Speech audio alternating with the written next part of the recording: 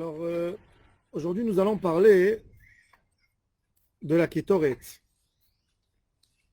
La Kétoret. Dans la Tfila, on lit la Kétoret. La Kétoret, elle est lue dans nos prières 3 fois par jour. Une fois le matin avant Tfilat Shachrit, une fois à la fin de la Tfila, et une fois avant Tfilat Mincha. Le Zohar nous dit que celui qui lit 3 fois par jour la Kétoret, il n'a pas de dinim qui le poursuivent en Olam Haba. Il sera préservé toute mauvaise pensée, toute pensée destructible, et il sera épargné, il sera gardé et préservé du Gehinom. D'où on a la Kétoret. La Kétoret, mon cher Rabbeinu, quand il est monté au ciel pour amener la Torah, les anges ont demandé à Kadosh Baruch Hu de ne pas donner la Torah aux humains. Et Kadosh Baruch Hu a dit à mon cher Rabbeinu, alav shalom, réponds-leur. Moshe, il a dit, j'ai très peur. Avec leur langue de feu, ils vont me brûler. Comment je peux leur répondre? Kadosh Baruch Hu lui a dit, attrape le trône céleste et réponds-leur. Et mon cher Rabbeinu leur a dit, vous mangez la viande avec le lait, vous? Vous avez un père et une mère à respecter? Il a essayé de les convaincre, il a réussi à les convaincre que pour les êtres humains, la Torah est plus utile que ce qu'elle est utile pour les anges. Et ils lui ont dit tous, félicitations, allez, Kadosh Baruch Hu, donne-lui la Torah. Moshe, il a dit non. Si je vais prendre la Torah maintenant, vous allez dire tous que je l'ai volée. Je veux que vous m'offrez un cadeau. C'est comme un garçon quand il amène une fille à la maison, son père ne veut pas d'elle. Finalement, il s'arrange. Qu'est-ce qu'il fait? Qu'est-ce qu'il fait le fils? Il tient à ça que son père paye le mariage. Pourquoi? Pour ne pas que le père dise un jour, j'étais pas content de ta femme. Il dit, voilà, toi, tu as payé le mariage. Alors, mon cher Rabbeinu a demandé des cadeaux à chaque malach qui prouvent qu'ils sont d'accord, qu'avec une bonne volonté, ils sont d'accord qu'Akadosh Baruch Hu donne la Torah. Et chaque ange a dévoilé à mon cher Rabbeinu des secrets exceptionnels. Quand mon cher Rabbeinu est arrivé chez l'ange de la mort, chez Malach Hamavet, qu'est-ce qu'il va lui demander comme cadeau? Vous savez, il y a un homme, c'était les 50 ans de mariage, et il a décidé d'offrir à sa femme un cadeau original. Il est parti à la Chevra Kadisha, et il a acheté à sa femme une tombe. Et il lui a mis une belle boîte, et dans la boîte, il y avait le papier, comme quoi la tombe dont tel et tel cimetière lui appartient. Quand elle a ouvert, elle était choquée. Elle a dit, c'est ce que tu me donnes pour le cadeau de 50 ans de mariage? T'as pas trouvé un autre cadeau à me donner? Il a dit, écoute, d'abord utilise celui-là, après je t'offrirai un autre. Mais, alors, mon cher Rabbeinu, il demande à Malach Hamavet, qu'est-ce qu'il va lui demander comme cadeau? Qu'est-ce qu'il peut lui donner?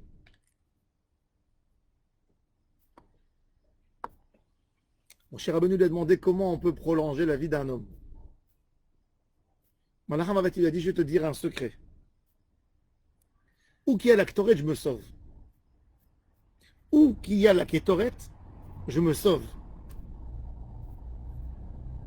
Satan, Malach Hamavet, Yetzer Hara, c'est kiff-kiff. C'est une seule personne. C'est un seul ange. Où il y a la Kétoret, je me sauve, il lui a dit. Quand il y a eu une pandémie dans l'âme Israël, qu'est-ce qu'il a fait, mon cher Rabbeinu? Il a demandé à Aaron de prendre une poêle, de mettre dessus des encens et de rentrer dans le peuple vers Magefan et Etzara.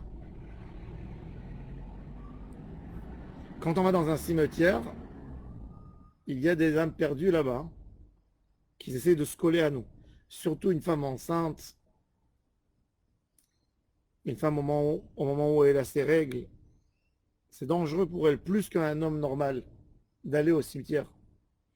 Si elle a besoin d'aller au cimetière, qu'elle lise la Kétor et depuis Ata ou Hashem Elohenu Shikti ou Avoten Elfanecha, jusqu'à qu'il met en Olam Urshanim Kedmoniot et elle est sûre d'être préservée. Quand on passe dans un cimetière, on n'a pas envie que des mauvais esprits nous collent. Dans le cimetière, il y a de tout.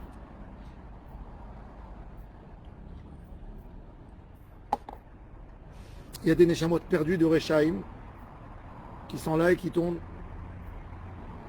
Saviv Rechaim Italechun. Et on lit la Kétoret pour être sauvé d'eux. Avant de faire une tefila, si on n'a pas envie que les forces du mal, surtout quand on va sur une tombe d'un tzaddik et c'est au milieu d'un cimetière, et on n'a pas envie que les forces du mal qui y a autour, elles perturbent nos tfilotes, on lit la Kétoret et après on fait Tehilim. Rappelez-vous, chaque situation de danger, Kétoret. Vous allez dans un endroit qui a une incertitude, etc. Toujours lire la Kétoret, tout le monde la connaît par cœur. Ataou Hashem Elohenu, qui met en âme Urshenu Kedmoniot, Maasa Kétoret. Comme que la Gemara a dit que tout celui qui dit la Kétoret, c'est comme si, on n'a pas Beth Amikdash aujourd'hui, mais c'est comme si on a assisté au moment où le Kohen a amené la Kétoret. Écoutez rien que pour comprendre c'est quoi la Kétoret. Je vous cite le Zohar. C'est tellement efficace pour aujourd'hui et c'est dommage que les gens ne l'adoptent pas au moment du Corona. Be'idna, il dit le Zohar, dans Chelek Aleph Zohar, De'ye'era motana bivne enasha. Quand la mort, l'ange de la mort tourne entre les hommes, Kayama Idgezar, il y a une alliance qui a été faite, ou Karuza Ahavar, il y a un décret qui se fait entendre dans le ciel. Al-Kol Cheladishmaya, que tout le monde entende cette voix.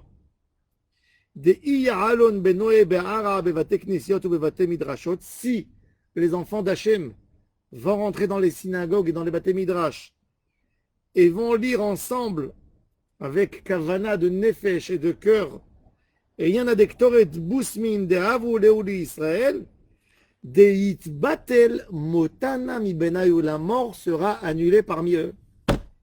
Vous avez compris?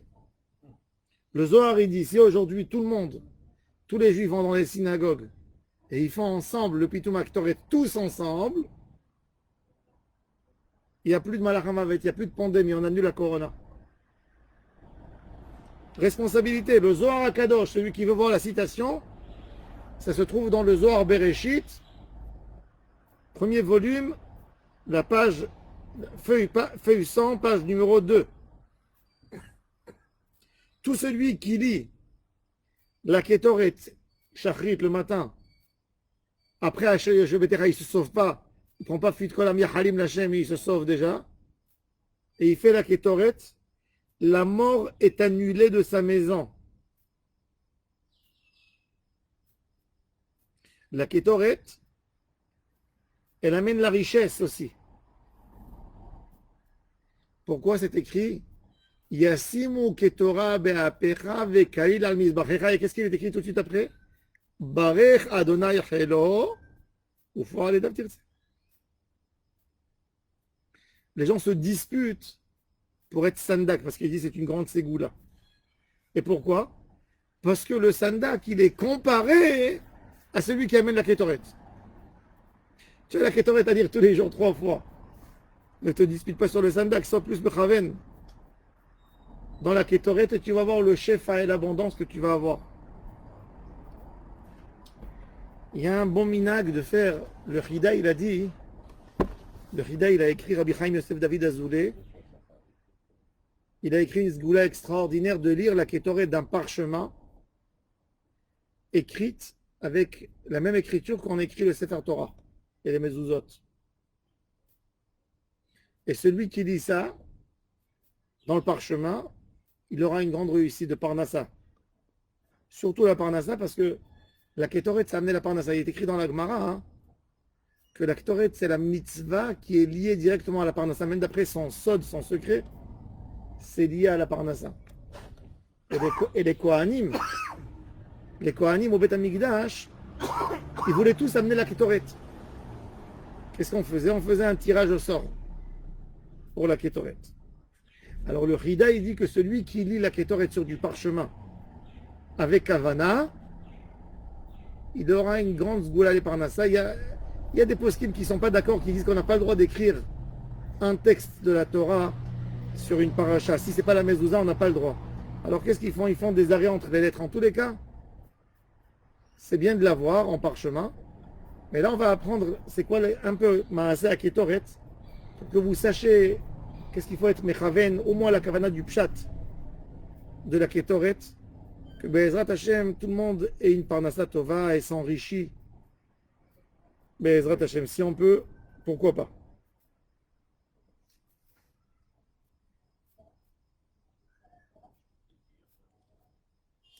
Rien qu'un peu avant, je vais vous raconter un peu encore quelque chose du Zohar. Rabbi Acha est parti visiter dans un village qui s'appelait Tarsha. Il est arrivé dans l'auberge et tous les gens de la ville, du village sont arrivés. Ils ont dit, il y a un grand rave qui est arrivé ici, on va lui demander qu'il prie pour nous. Ils sont tous venus, il leur a dit, mais pourquoi vous êtes là tous? Rabbi, tu sais, tu as pitié de nous? Il dit, oui, mais pourquoi j'ai besoin d'avoir pitié? Parce que tous les jours, il y a 1 ou 2 personnes qui meurent du village, les juifs. On ne sait pas.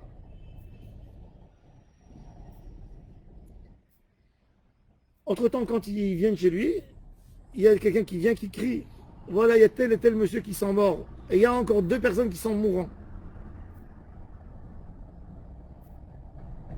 Il a dit, Rabbi Acha, il n'y a pas le temps maintenant pour faire des tikkunim. Amenez-moi 40 personnes les plus pieux qu'il y a dans le village, plus religieux. Il les a partagés à 4. Il a mis 10, 10, 10 dans chaque coin de la ville. Et il a dit de lire la Kétoret et les corbanotes qu'on a amenés avec la Kétoret, le korbanat tamid. Ils ont fait ça 3 fois. Et ils ont dit, il leur a dit, allez maintenant dans les maisons des malades et dire la Kétoret aussi devant eux. Et quand vous allez finir, vous allez dire Vaïkach Aaron et Tamarta. Aaron qui a pris les encens. Vaïaramod ben Achaim ou ben Ametim. Viens Magefan et Etzara.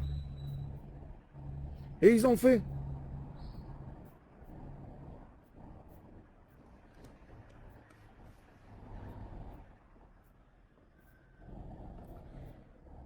Et quand ils ont fait ça, il y a une voix qui est sortie du ciel et qui a dit, comment toi tu as dévoilé tous les secrets? Au ciel, on ne voulait pas qu'ils sachent comment on annule ce décret. Et toi tu as... Et toi tu leur as dévoilé, devenu malade. Il est devenu très malade. Et il entendait qu'il disait, quand tu as fait ça, pourquoi tu as fait ça? Tu as fait ça pour te faire grand, pour leur annuler le décret? Il dit non, j'ai fait ça pour leur faire teshuva. Alors il a dit, lève-toi et fais-leur, dis-leur que ça ne suffit pas maintenant qu'ils ont guéri et qu'ils reviennent chacun dans son business. Qu'ils font une vraie teshuva, qu'ils ne font jamais bitul Torah. Ils ont changé le nom de la ville et depuis ça s'appelait plus Kfar Tarshia, ça s'appelait Mata Marseilla. Que Kadosh Baruch Hu chas alehem, il a eu pitié d'eux.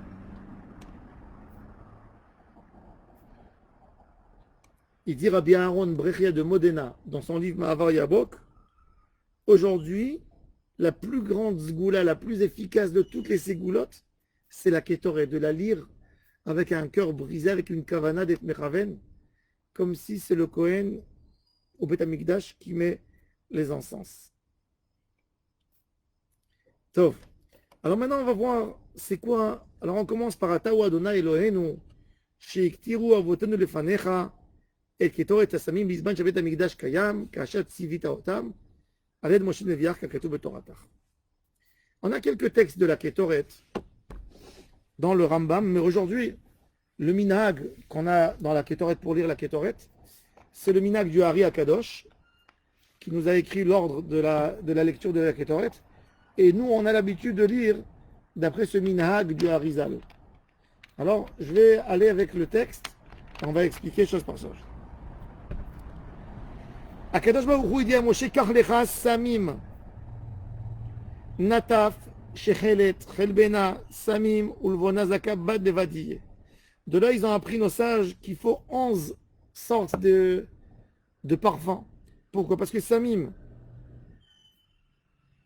il est écrit en pluriel. Mais en haut, Rabbi, on a une règle toujours dans la Torah. Quand on parle au pluriel, on prend le minimum du pluriel, c'est 2. Il est écrit 2 fois, donc ça nous fait 4. Plus les noms qui sont là. Et les Vonazaka, ça nous fait 11.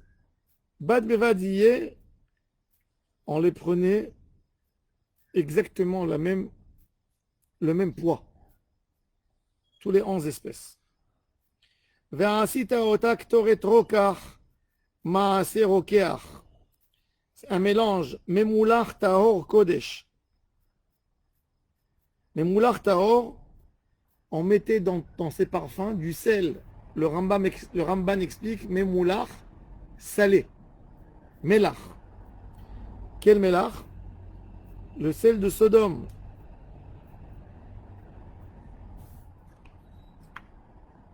Tahor kodesh, c'est qu'on voit pas dans ce mélange une couleur particulière. C'est bien mélangé, tout est mélangé. Veshachakta mimena hadek, tu vas bien moudre cette ketoret. Venatata mimena lifnei haedut beol moed, asher ivaed lecha shama kodesh kodashim tiye lachem. Il faut le mettre dans le Ohel Moed, sur le misbeach hapnimi qui est devant l'arche. Que Kadosh Baruch Hu, il est là-bas. Et après on dit Veneemar ve'ektira lava Aaron ktoret samim baboker be'etivot anerot yaktirena. Le matin tôt, quand le Kohen il préparait, il allumait la menorah, en même temps, il mettait les encens de la Ketoret. Deuxième fois, ou be'alot Aaron tanerot ben arban yaktirena, même vers le soir, de nouveau il allume la menorah et il allume la Ketoret, il met la Ketoret sur l'encensoir. Pourquoi on appelle l'encensoir Misbeach? On ne sacrifiait pas dessus. Misbeach, c'est un sacrifice. Zevach. Le Radak explique, puisque Kippour, on mettait sur cet encensoir le sang du Saïr Yom Kippouri et du Par Yom Kippourim, ça s'appelle aussi Misbeach. Ce temps qu'on n'a pas mis ça, le Korban, il n'est pas accepté.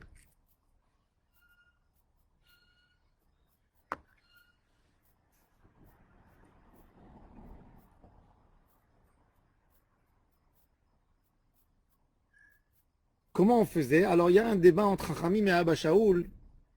Est-ce qu'il fallait allumer les 7 bougies et après allumer la Ketoret dans l'encensoir? Ou en allumant les bougies, on mettait les encens sur l'encensoir? Alors il y a un avis qui nous dit, l'avis de Abba Shaoul, qu'on allumait 7 bougies et après on passait à l'encensoir. Mais l'avis de Chachamim, c'est qu'on mettait d'abord 5 bougies et après on passait à l'encensoir et on continuait à allumer la menorah, comme ça tout est fait en même temps. Alors comment on faisait la Ketoret? Tanoura Banan, Pitouma Ketoret Ketat. Cette braïta de Tanoura Banan, il vient commenter en fait les 3 versets qu'on a mentionnés. Ve'ektira lava Aaron, Ketoret Samim, Chelbena, Levona, tout ça. Le Tanoura Banan, c'est une baraïta qui va commenter le texte de la Ketoret de la Torah. Et elle nous donne l'ordre. Il y avait 368 manim. C'est une grosse quantité pour préparer la kétoret. Le mané, il fait 100 dinars. Et le dinar, il pèse 1 dirham et demi. C'est combien un dirham et demi? Celui qui peut calculer maintenant qu'il y a une calculatrice. Alors, le dirham, c'est 2,7 grammes. Alors, 2,7 fois 1,5 fois 100 fois 368. Ça fait combien? 149. 149 kilos. Ouais, c'est 149 kilos de... On préparait ça, pourquoi? On préparait cette grande quantité et tous les jours, on allumait en fait un mané qui faisait à peu près 200, qui faisait un mané, c'est 27,5 fois 1,5 fois 100. C'est combien? 144 et partagé à 365, ça fait combien de grammes? Ça fait 300 grammes à peu près? 147 divisé par 365. 50 grammes, 52 grammes. Pas possible. Non. 144 kilos partagé à 365. C'est à peu près, c'est un peu moins qu'un demi-kilo. Non, 39 grammes, 390 grammes. 390 grammes. 390 grammes tous les jours, on mettait sur l'encensoir le matin et le soir. C'est ce qu'on dit. Shlosh merod veshishim ushmona manim ayuba. Shlosh mod veshishim vachamisha keminan yemot hachama. Contre les jours de l'année. 365 jours solaires, c'est tous les jours en année. En fait, il le préparait une seule fois. Il le préparait une fois.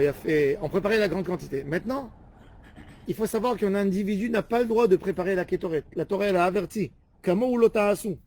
Mahon Amigdash, il a fait un peu, mais il a changé dans les quantités. Ne pas mettre ensemble. Celui qui veut sentir un peu, qui veut comprendre c'est quoi, vous allez au Rova Yehudi, au Cardo. Il y a un musée Mahon Amigdash.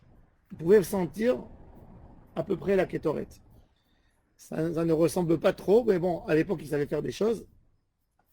On a perdu beaucoup de choses. Par exemple, l'huile balsamique qu'il y avait à l'époque, chez Menafar Semon.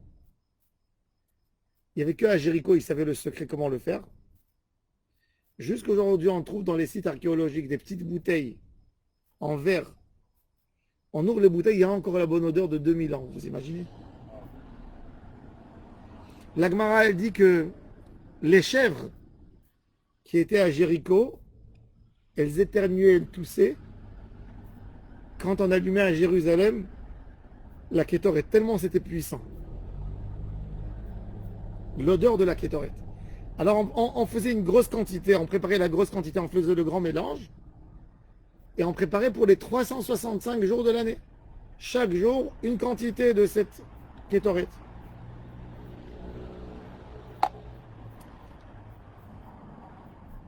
Et pourquoi maintenant, alors pourquoi on a fait 368 manées et pas 365? Les trois en plus, c'est pour le travail de Kippour. Kippour, on va mettre plus que la quantité normale qu'on va mettre tous les jours. 365 jours, c'est le calendrier. Le calendrier, l'année solaire et pas l'année lunaire.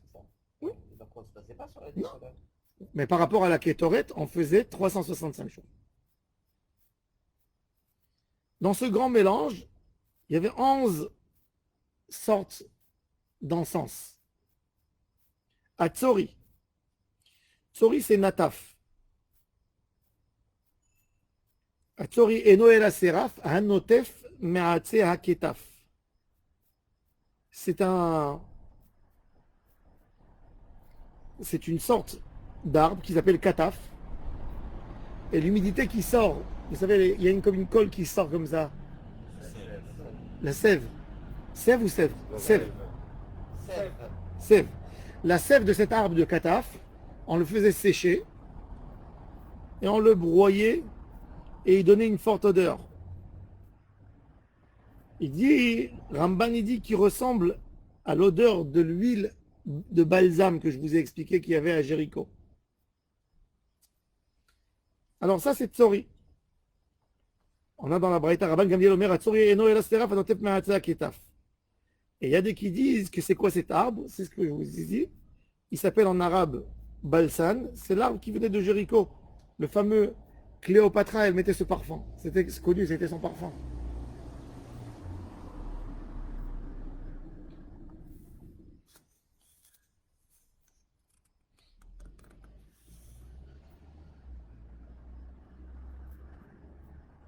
Quand vous voyez d'ailleurs celui qui veut voir quelque chose d'intéressant, regardez la photo du portail de la Victoire que Titus a fait à Rome. Vous allez voir, il y a l'arche, il y a il y a la menorah, et derrière, vous allez voir qu'il y a deux soldats qui portent dans leurs mains les branches de cet arbre de balsam, cette huile. Ce à Kétaf, ils le prennent avec eux. C'était la kétorée des Juifs. Ils le prennent. Intéressant.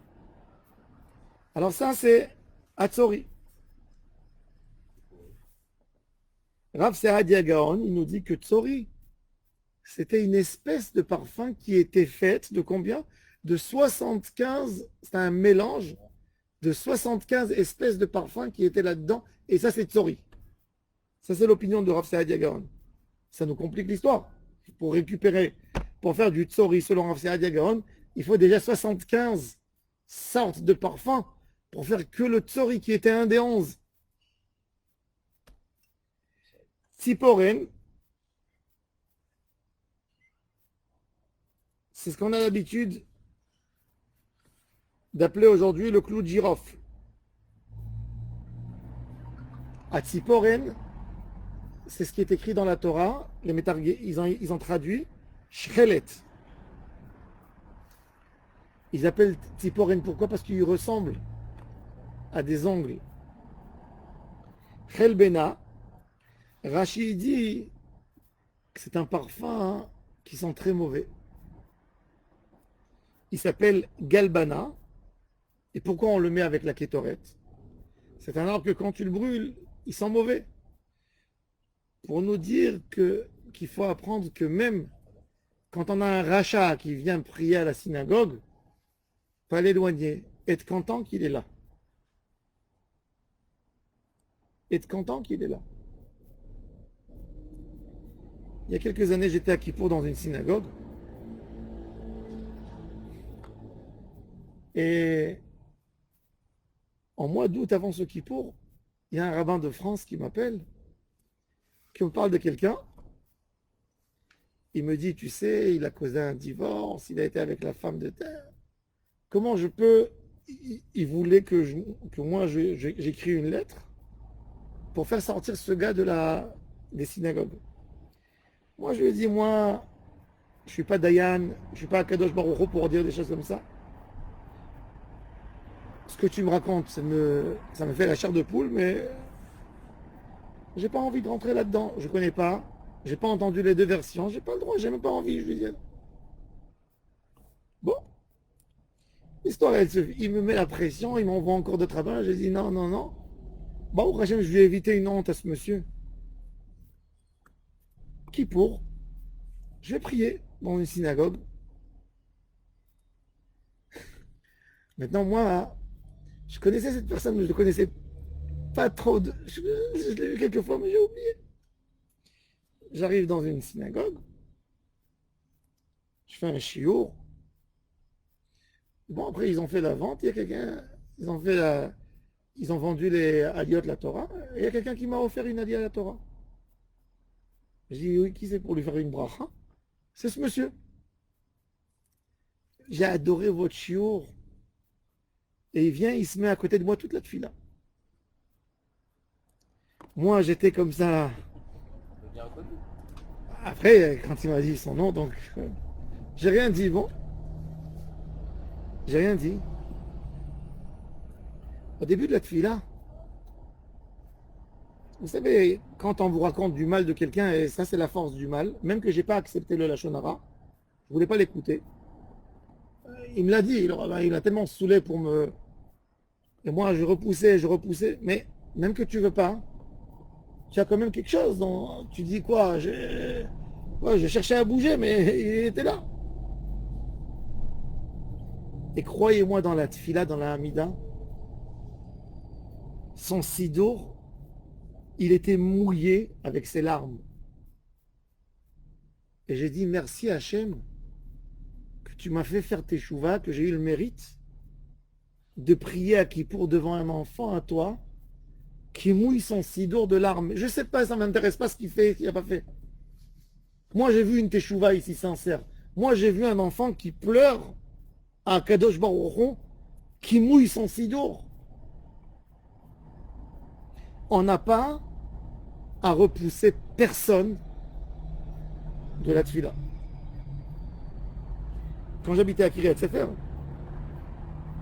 un jour ils sont venus chez moi, ils m'ont dit on organise un minyan avec des avrechim. Un minyan spécial pour Kippour. J'ai dit moi je cherche un minyan où il y a des rechaim. Vous savez que à Kadosh Baruch Hu, quand il y a un gars, il mange taref. Et à Kadosh Baruch Hu, il le voit qui pour rentrer à la synagogue. À Kadosh Baruch Hu, il dit aux anges en haut, regardez cet enfant. Toute l'année, il est dans son balagan.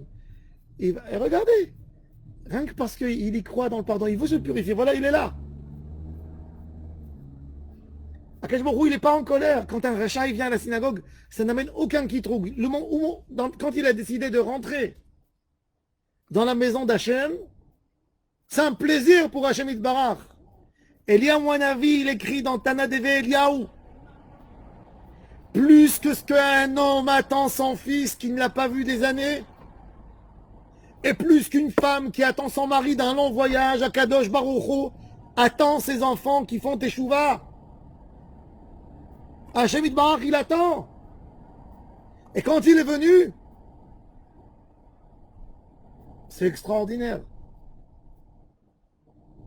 Puisque c'est la Zkara du Rav Ovadia Yosef, je crois, ce soir, un jour j'ai accompagné Rav Ovadia Yosef, c'était Simchat Torah.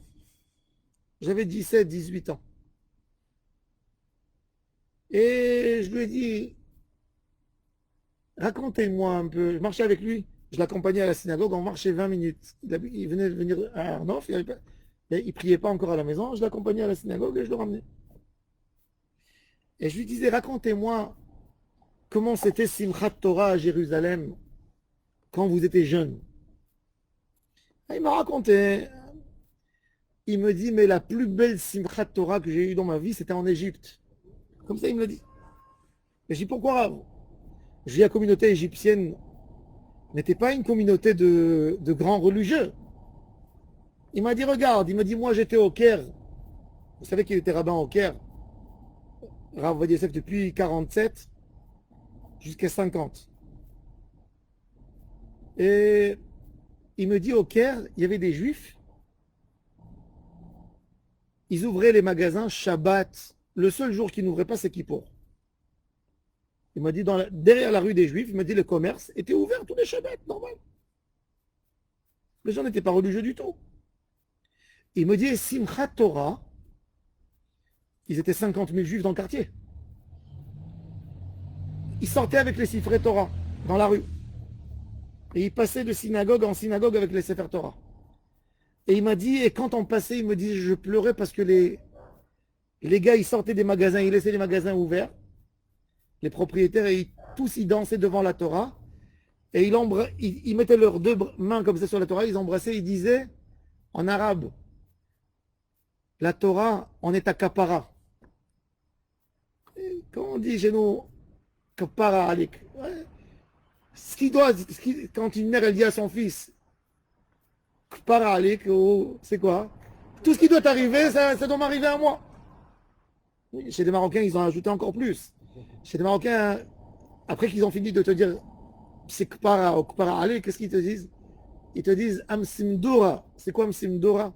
Simdoura, c'est je tournerai autour de toi. Ça veut dire c'est les caparottes qu'on tourne comme ça. Amsimdoura yana. Je tournais même une expression. Alors il me disait, les gens, il me dit, des gens, ils sont pas chômeurs cachers, pas chômeurs Shabbat. Ils dansent autour de la Torah et ils disent on est à Kapara. S'il y a quelque chose qui doit arriver, que ça nous arrive à nous. Et ça, Hachem Itbarach, il attend ces paroles, il attend ce juif éloigné, mais qui vient, qui verse une larme, qui crie à Hachem ou à Elohim, avec des fautes d'orthographe. C'est non méchané. Si on savait la chavivout, quelle joie ça donne à Kadosh Baruch Hu. On aurait tout fait pour que les gens tellement éloignés, ils viennent à la synagogue, qui disent Amen. Tu sais quel nacha tu fais à Hachem? Qu'est-ce qu'un père il est prêt de faire, de donner pour voir son fils qu'il n'a pas vu des années? Son fils a disparu dans la guerre, il ne le voit pas. Qu'est-ce qu'un père aurait fait pour... Ben, Kadosh Baruch Hu, il attend impatiemment que cet homme rentre. Alors Rashi nous dit, on met dans la Ketoret la Chelbena. La Levona, c'est quoi la Levona? Il y a deux sortes de Levona. C'est de la lavande. Il y a de la lavande pure. C'est pour ça qu'on dit Levona Zaka. Pure. Combien il y avait dans cette Levona? 70 manées. C'est-à-dire que tout cela qu'on a dit, Atzori, Atziporen, Chelbena, Levona, la quantité qu'il fallait mettre dans toutes les quantités, parmi les quantités, il y avait 280 manées. Chacune de ces quatre espèces, il y avait 70 manées. Mort, c'est quoi mort? Le mort, il y a plusieurs explications. Il y a des qui disent que mort, c'est de l'huile d'olive quand l'olive elle est arrivée à un tiers de ce qu'elle pousse. On prenait un peu d'huile. Alors il y a le mort et il y a le shemen mort. Le shemen mort, quand on mettait ça, toutes les poils tombaient. Et c'est avec ça qu'ils mettaient sur Esther, etc., quand ils allaient chez Achashverosh. Mais les Mefarshim, ils disent que non. Ils disent que mort, c'est le musk. C'est un animal. Comment ça s'appelle? Il s'appelle en français. Il donne une forte odeur qu'on met dans les parfums. Le musc. C'est un animal. Et il transpire. Et il prélève. Il prélève une transpiration. Quand on prend cette transpiration, c'est comme du sang comme ça. Il gratte et il fait sortir. Et on prend et on le met dans le parfum. Et ça renforce l'odeur du parfum à un niveau beaucoup plus fort. Alors on mettait ce mort. Le Ramban il dit, c'est ce qu'il dit dans Shirachirim, Ariti Mori Besami. Mori, j'ai ramassé le mort, le musc, pour le mettre avec les parfums. Tu as trouvé?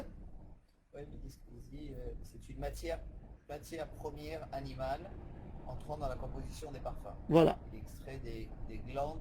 Extrait des glandes, exact. Des cerfs. Il y a plusieurs animaux. Bon, il y a un débat, c'est quoi exactement? Ketsia, c'est le Kida qui est mentionné dans Shemot, dans Parashat Tetzavé. Chachamim, il l'appelle Ketsia. Barthénoura, il dit, c'est une sorte de parfum, une racine. Shibolet nerd. Le nerd, c'est le parfum. Et Shibolet, c'est une tige qu'il y a autour de ce parfum. Le nerd était très très fort. Rashi dit que ça s'appelle aspig. Aspig. Ça ressemble, Rashi dit, aux tiges de lin. La Gemara, elle disait, alors écoutez, la Gemara, dans Yoma, comme je vous ai dit, les chèvres de Jéricho, elles toussaient de l'odeur du parfum. Les femmes de Jéricho, elles ne se parfumaient pas. Il y avait l'odeur, elles avaient l'odeur sur leurs habits, du parfum.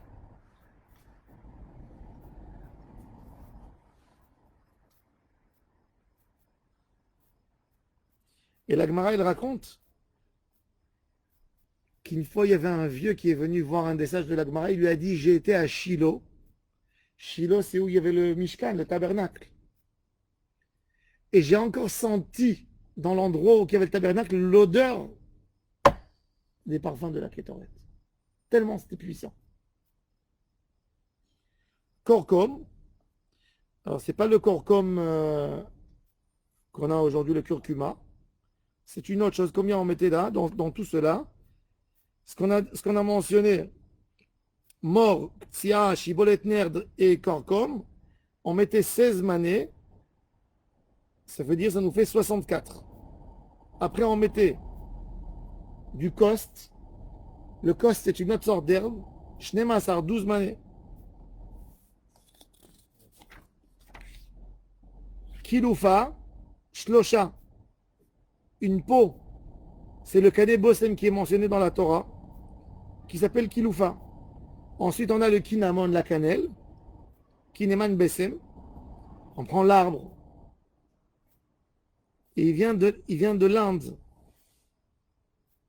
À l'époque, dans Midrash Hashirim, il est écrit qu'en Eretz Israël, il poussait, qui c'est qui venait le manger?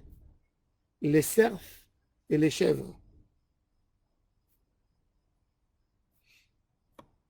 Donc en tout, on a 280 plus 64 plus 12 plus 3 plus 9. Ça nous fait la composition de 368 manets.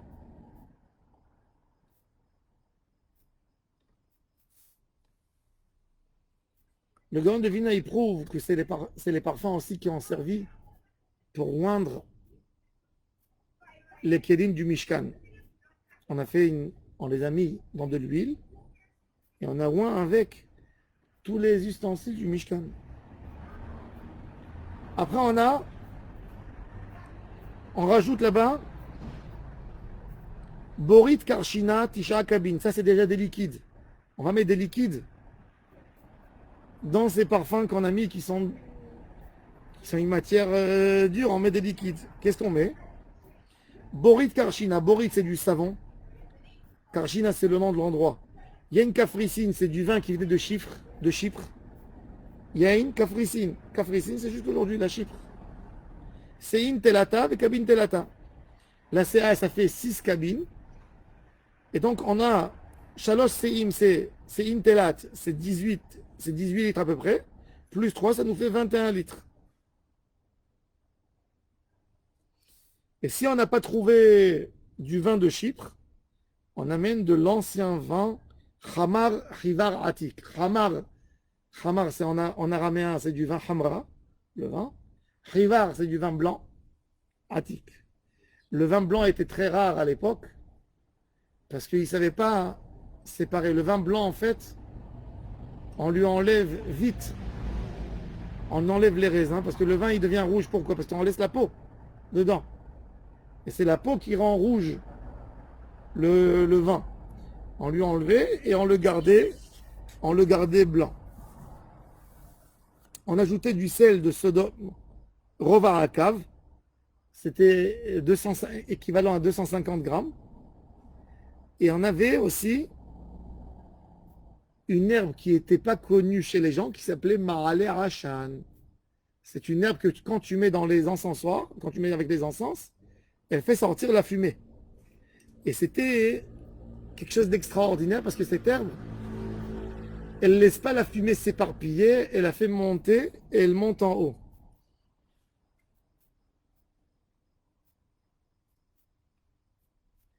Kippour, si par exemple le Kohen il n'a pas mis tout, il n'a pas mis le maralé à Hachan, Hayav Mita, c'est ce qu'on dit, il ne faut pas changer. Et on mettait aussi Kippat Yarden. Kippat Yarden, c'est quoi? Kippat Yarden, c'est des herbes qui poussent dans les côtés du Jourdain, quand il descend. Et on prenait de ces herbes et on mettait. Im Natan Badvash, Pesala. Si on a mis du miel, maintenant pourquoi on va mettre du miel? Parce que le miel aussi, il renforce l'odeur du parfum. Mais on n'a pas le droit qu'il rôle Seor, Bechol des vaches, ni le levain. Parce qu'on met pour le Seor, ça fait fermenter. Ça fait un effet pour fermenter le parfum. Ça peut aider. Kichol Seor, Bechol vache, le taktir ou menoïché l'Hachem. On ne sacrifie pas ni le Seor ni le vache. Pourquoi il disait que ça, on n'avait pas le droit de mettre? C'est-à-dire qu'il avait le droit de rajouter d'autres choses? Il y avait des choses qu'on pouvait trouver, qu'on pouvait changer, mais il y avait des choses que c'est impossible d'amener, assourd. C'est pas que s'il se trompait, même sur une Veim chiser achat mikol samamania, il a manqué, chayav mita. Tu n'as pas le droit de l'amener. n'as pas le droit de faire la kétoret s'il n'y a pas toutes ces espèces. C'est pour ça qu'il faisait une grande quantité aussi au début de l'année, pour avoir tout prêt. Si tu attends tous les jours, peut-être qu'il va manquer dans les magasins. Rabban Shimon ben Gamliel, maintenant, il éclaircit le sujet. Hatzori et la séraph, qui descend des arbres de Kataf. On a expliqué que c'est le balsam. Borit Karshina, maintenant, pourquoi il venait le Borit Karshina, le savon de Karshina? Il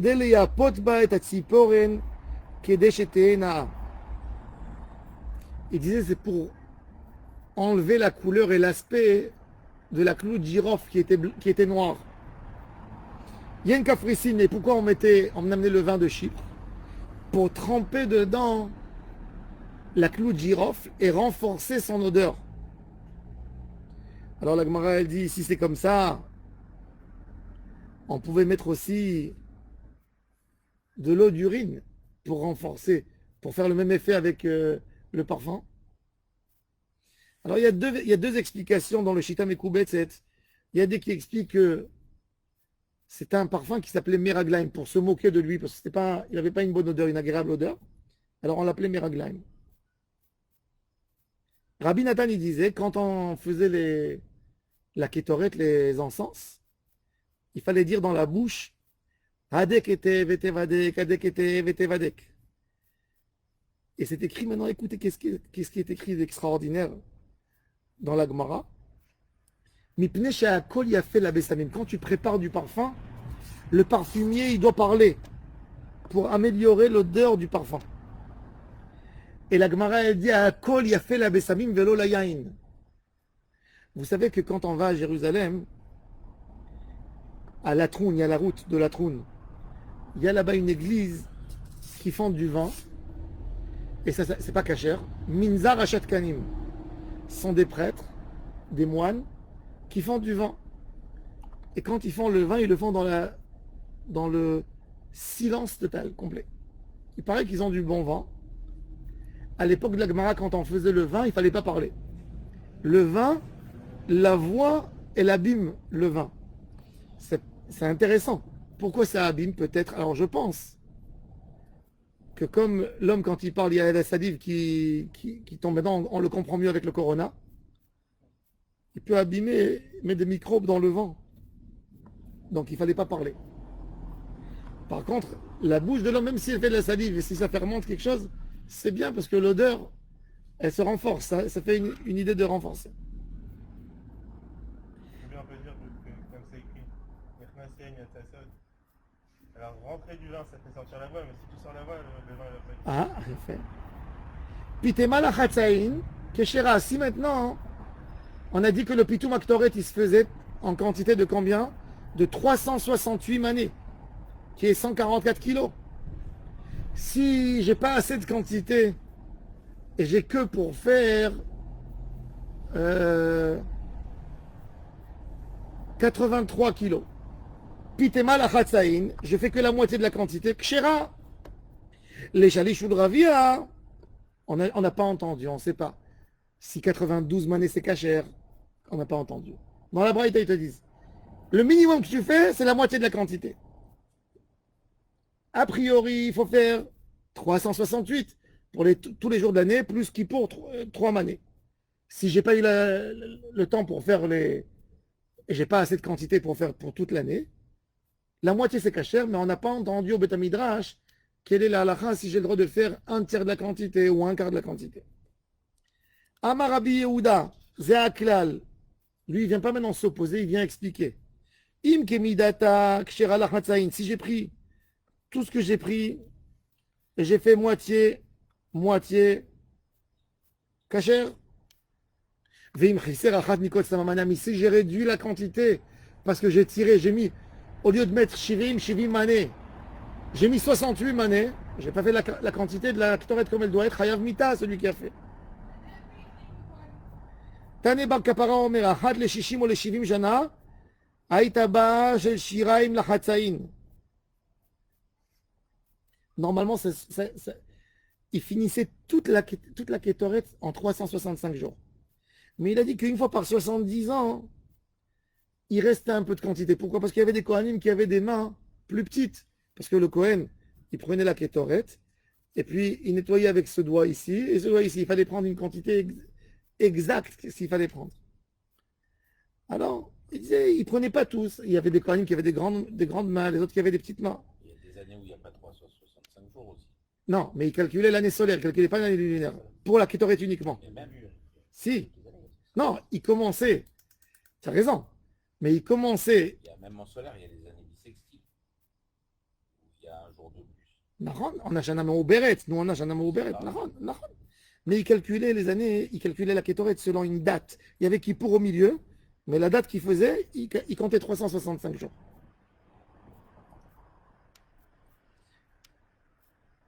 Donc, des fois, il restait un peu. Il restait. Combien il pouvait rester?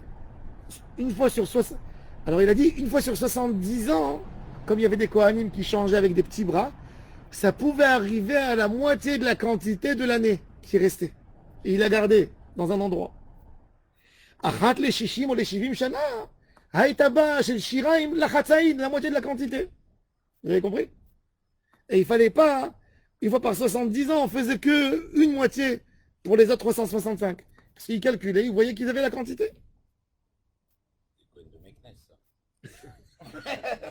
Ve'otane bar kapara, ilu ayonoten bakor tov shel devash, si on mettait dans la kétor et si on ajoutait du miel, c'est combien kortov? Kortov, c'est un 64e du log de miel. En adam yachol la'amod mipnerecha. Ça aurait amélioré l'odeur de la kétoré d'une manière extraordinaire. Personne qui tiendrait avec cette odeur.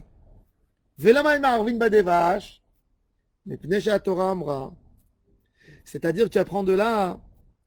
Des fois, on a envie de faire des mitzvot. Ça te sent trop bon. Mais on a envie de les faire mieux encore. Non, ne fais pas mieux. Fais ce que Hachem t'a demandé. Là, tous les parfumiers, ils vont te dire, ça améliore. Akadosh Baruch Hu, il t'a pas demandé d'améliorer, il t'a demandé de faire ce qu'il veut. C'est comme quelqu'un qui te dit, fais-moi un café espresso. Fais-le-moi sans sucre. Toi, tu t'en vas, tu dis, il comprend rien dans le café. Bon, chez mes parents, ils adorent tous.